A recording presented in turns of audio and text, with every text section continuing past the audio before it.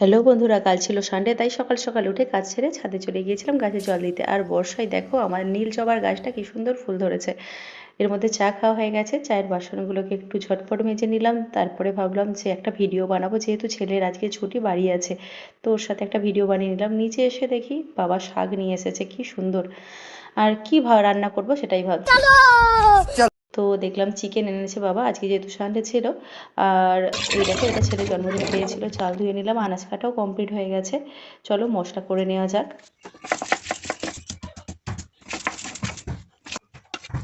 আমার মশলা করা কমপ্লিট। এবার মাংসটাকে একটু ম্যারিনেট করে নেবো। এখানে নুন, হলুদ, লঙ্কা, আর তার সঙ্গে একটু সর্ষের তেল দিলাম। আদা, রসুন, পেঁয়াজ, টমেটো সব একসঙ্গে দিয়ে ম্যারিনেট করে আমি রান্না করতে ভালোবাসি, এতে টেস্টটাও সুন্দর হয়। তো চলো, এবার এদিকে উনুন ধরিয়ে ফেলেছি। মাংসটা দেখো জাস্ট। আর এই ইয়াম্মি। হচ্ছে হ্যাঁ, নাতিবাবু। নাও। চলো টাটা, দেখা হচ্ছে নেক্সট ভিডিওতে।